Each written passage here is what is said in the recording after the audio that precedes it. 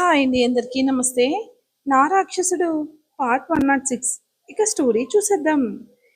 సూర్యకి ధరణి మెడలో చైన్కి ఉన్న లాకెట్ కొంచెం ఓపెన్ అయ్యి సూర్యకి గుచ్చుకుని సూర్య హా అని చిన్నగా అరుస్తాడు. పాపం నొప్పి అనిపించి ధరణి కంగారుగా ఏమైంది కన్నయ్య, ఎందుకు అలా అరిచావు అని కంగారు పడుతుంది. ఓసే పొట్టి, నీ చైన్కున్న లాకెట్ గీసుకుపోయిందే అంటాడు. గీసుకున్న చోట మంట పుడుతుంటే చేత్తో తడుముకుంటూ మన బీస్ట్ బాబు, అయ్యో నేను చూసుకోలేదు కన్నయ్య, దీని లాకెట్ ఓపెన్ అయిందేమో, ఏది నన్ను చూడ్ని అని సూర్య చేతిని తీసి చూస్తుందామె. చెంప కిందగా కొంచెం గీసుకుపోయి లైట్గా బ్లడ్ వస్తుంటుంది మన సూర్యబాబుకి. అంతే, చిన్నదానికి ధరణి కళ్ళల్లో నీళ్లు తిరిగి కంగారు పడుతూ అయ్యో బ్లడ్ వస్తుంది కన్నయ్య అని అనగా, పొట్టి ఎందుకే ఇంత చిన్నదానికి ఎందుకే అంత కంగారు పడిపోతావు ప్రతిదానికి, బుల్లెట్ దిగిన లెక్క చేయని బాడీనే ఇది అని అంటాడు సూర్య కన్ను కొట్టి. ధరణి చిరుకోపంగా నువ్వు దేనికి లెక్క చేయవులే కన్నయ్య, చూడనివ్వు నన్ను అని అంటుంది. తన అన్న పొజిషన్ మర్చిపోయి పైకి లేస్తూ సూర్య బుగ్గగిల్లుతూ ఇంకా నీ మాటలు చూడు ఎలా గీసుకుపోయింది, అయినా ఈ లాకెట్ ఎలా ఓపెన్ అయింది కన్నయ్య, ఇన్ని రోజుల నుంచి ఓపెన్ కాలేదు కదా, ఎలా ఓపెన్ అయిందని తన మెడలో ఉన్న చైన్ వైపు చూస్తుంది ధరణి. అది కొంచెం ఓపెన్ అయ్యి దానిలో ఏదో ఉన్నట్టు కనిపిస్తుంది. పూర్తిగా ఓపెన్ చేయాలని ధరణి ట్రై చేస్తే అది మాత్రం అస్సలు ఓపెన్ అవ్వదు. ఇన్ని సంవత్సరాల నుంచి ఒక్కసారి కూడా ఓపెన్ చేయకపోయేసరికి ధరణికి అది చాలా టైట్గా స్ట్రక్ అయిపోయి ఉంటుంది ధరణి మెడలో లాకెట్.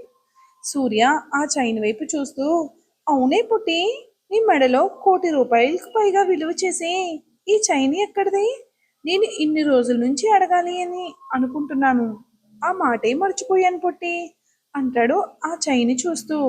ఆ చైన్ చేతిలో పట్టుకుని చూస్తూ మన సూర్యబాబు. ధరణి నోరు తెరుచుకుని ఏంటి, ఈ చైన్ అంత విలువైనదా అంటుంది షాకింగ్తో. ఎందుకే అంత నోరు తెరిచావు, నోర్మి, లేకపోతే నా స్టైల్లో మూయించాల్సి వస్తుంది అంటాడు సూర్య. నువ్వు మూయించకపోతే ఆశ్చర్యం, కానీ మూయిస్తే ఆశ్చర్యం ఏముంది కన్నయ్య, ముందు ఈ చైన్ గురించి చెప్పు, ఇది కనపడడానికి మామూలుగానే ఉంది కదా, ఎందుకు అంత విలువైంది అని అడుగుతుంది ధరణి. ఇది మామూలు చైన్ కాదే కాదు, దీనికి ఉన్న లాకెట్ చాలా విలువైనది పొట్టి, ఈ లాకెట్ చుట్టూ ఉన్న స్టోన్స్ డైమండ్స్ అని అంటాడు సూర్య. ధరణి మాత్రం నోరు తెరుచుకుని ఏంటి కన్నయ్య, డైమండ్స్ ఇన్ని రోజులు కోట్లకు విలువ చేసే చైన్ని మెడలో వేసుకుని తిరిగానా అని ఆశ్చర్యంగా అనుకుని మళ్ళీ బాధగా మొహం మార్చి ఈ చైన్ ఇంత విలువైందైతే నన్ను కన్న తల్లిదండ్రులు కోటీశ్వరులా కన్నయ్య అని అడుగుతుంది. వాళ్ళంతా డబ్బున్న వాళ్ళైతే బంధువులు ఎవరూ లేరా మరి నీకు, నన్ను ఎందుకు అనాథాశ్రమంలో చేర్పించమని అన్నారు, నేను వాళ్ళని చూసే అదృష్టం లేకుండానే దేవుడి దగ్గరికి వెళ్ళిపోయారు అంటుంది ధరణి ఎంతో బాధతో చిన్నగా ఏడుస్తూ. సూర్య ధరణిని హక్ చేసుకుని పొట్టి ఏడవకు, దేవుడు నీ తల్లిదండ్రులను తీసుకుని కూడా మళ్ళీ ఆ తల్లిదండ్రులను తిరిగి ఇచ్చేశాడు కదా, ఇలా ఏడిస్తే నాకు నచ్చదని తెలుసు కదా పొట్టి, ఏడుపు ఆపే అంటాడు ఆమె కన్నీళ్లను తుడుస్తూ. సూర్య కసిరినా కూడా ధరణి తన పేరెంట్స్ గుర్తుకు వచ్చి వాళ్ళని చూసి అదృష్టం లేకపోయిందని సూర్య తన ఏడుపు చూస్తే అరుస్తాడు అని లోపలే ఏడుస్తుంది పాపం ధరణి. తన పేరెంట్స్ ఉంటే అందరిలో తను కూడా లైఫ్ లీడ్ చేసేదాన్ని, వాళ్ళ ప్రేమను ఆప్యాయతలు మధ్య పెరిగేదాన్ని. చిన్నప్పటి నుంచి పడిన బాధలు, భయాలు, ఒంటరితనంతో పడిన ఆవేదన గుర్తుకు రాగానే ఏడుపులో ఎక్కిళ్ళు కూడా వచ్చి చిన్నగా వెక్కుతుంది ధరణి. అంతే, సూర్య ధరణి మెడలో ఉన్న లాకెట్ వైపు తదేకంగా చూస్తూ ఉండేసరికి ధరణి ఏడుపు ఎక్కిళ్ళు అతనిని డిస్టర్బ్ చేస్తాయి. ఏయ్ పొట్టి, ఎందుకే ఏడుస్తున్నావు అంటూ తన వీపు రుద్దుతూ తనని ఓదారుస్తాడు మన బీస్ట్ బాబు. లోకంలో నా అంత దురదృష్టవంతురాలు ఎవరూ ఉండరు కదా కన్నయ్య, తల్లి తండ్రిని ఇద్దరినీ చూడని ఏకైక వ్యక్తిని నేనేనేమో.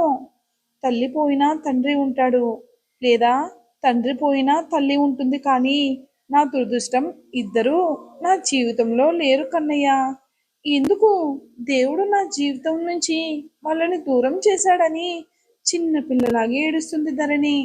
ధరణి బాధని చూసిన సూర్య కళ్ళల్లో కూడా నీటి చెమ్మ వచ్చి చేరుతుంది పాపం. ధరణిను గట్టిగా హక్ చేసుకుని, నీ నోటి నుంచి నిన్ను తక్కువ చేసుకునే మాటలు మాట్లాడొద్దని ఇప్పటికే నీకు చాలా సార్లు చెప్పాను పొట్టి. అయినా సరే నువ్వు అదే రిపీట్ చేసుకుంటూనే వస్తున్నావు. పిచ్చిదానా, నువ్వు దురదృష్టవంతురాలు ఏందే? నీకంటే అదృష్టవంతురాలు తెలిసి ఈ లోకంలో ఎవ్వరూ ఉండరు తెలుసా అని అనుకుంటున్నాను. నీ కన్న తల్లిదండ్రులు నీకు దూరమైనా, కొంచెం ఆలస్యమైనా, అంతకంటే ఎక్కువగా ప్రేమించే తల్లిదండ్రులను ఇచ్చాడు ఆ దేవుడు. నీకు తెలుసా, ప్రాణం కంటే ఎక్కువగా చూసుకుని అన్నయ్యని ఇచ్చాడు నీకు. నీ రక్త సంబంధీకులు ఎవరూ లేకపోతే ఏమైందే? నువ్వంటే పంచ ప్రాణాలుగా చూసుకునే అత్త మామ, ఆడపడుచు, మరిది, చెల్లి, బామ, పిన్ని, బాబాయ్, వీళ్ళందరూ నీ బంధువులు కాదా పుట్టి? ఇంకా ఈ లోకంలో అందరికంటే నిన్నే ప్రాణంగా ప్రేమించే వ్యక్తిని నేను. నిన్నే తన ప్రాణంగా మార్చుకున్న వ్యక్తినే నేను. నువ్వు అడిగితే క్షణం కూడా ఆలోచించకుండా ప్రాణాలు ఇవ్వడానికైనా, ప్రాణాలు తీయడానికైనా ఒక్క నిమిషం కూడా ఆలోచించని నీ మొగుడు నీకు తోడుగా ఉన్నాడే. నీ నీడగా, నీలోనే ప్రాణంగా, నీ ఆత్మగా ఎప్పుడూ నీ వెంటే ఉంటాడు నీ భర్త. అలాంటప్పుడు పుట్టి నువ్వు దురదృష్టవంతురాలువు ఎలా అవుతావే? అందరికంటే అదృష్టవంతురాలువు నువ్వైతే. దేవుడు మన దగ్గర నుంచి ఏవైనా తీసుకుంటే దానికి రెట్టింపు మనకిస్తాడు తెలుసా? అలాగే నీ నుంచి నీ తల్లిదండ్రులను దూరం చేసిన దేవుడు అంతకు మించి ప్రేమ పంచే వాళ్ళను నీ జీవితంలోకి పంపించాడు పొట్టి. ఇంకెప్పుడు వాళ్ళని తలుచుకుని ఇలా ఏడవకూడదు.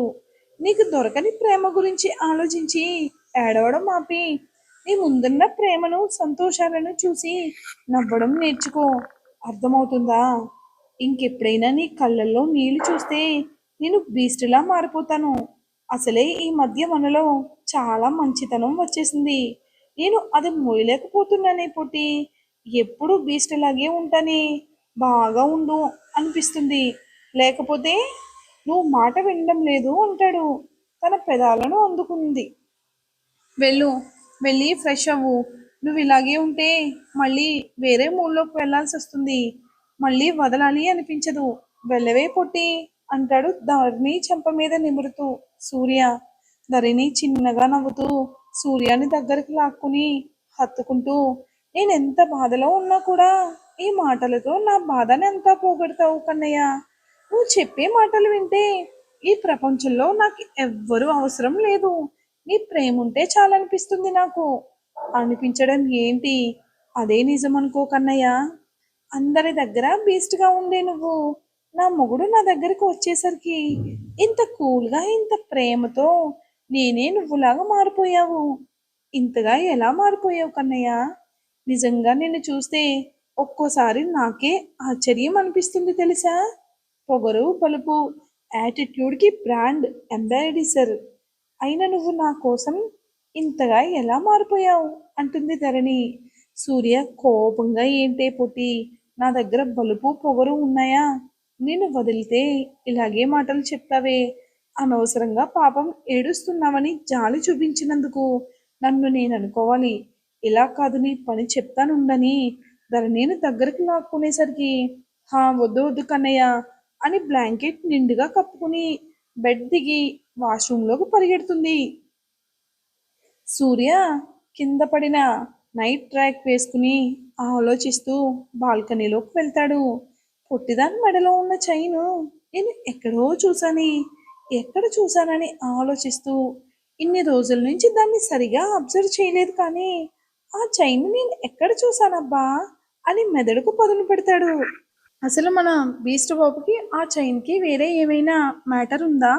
వీళ్ళిద్దరి మధ్య వేరే ఏదైనా సంబంధం ఉందేమో మనం నెక్స్ట్ వీడియోలో తప్పక చూద్దాం. వీడియో కనుక మీకు నచ్చినట్లయితే తప్పకుండా లైక్ చేసి, సబ్స్క్రైబ్ చేసి మన ఛానల్కి మరింత సపోర్ట్ ఇస్తారని కోరుకుంటున్నాను. Thanks for watching.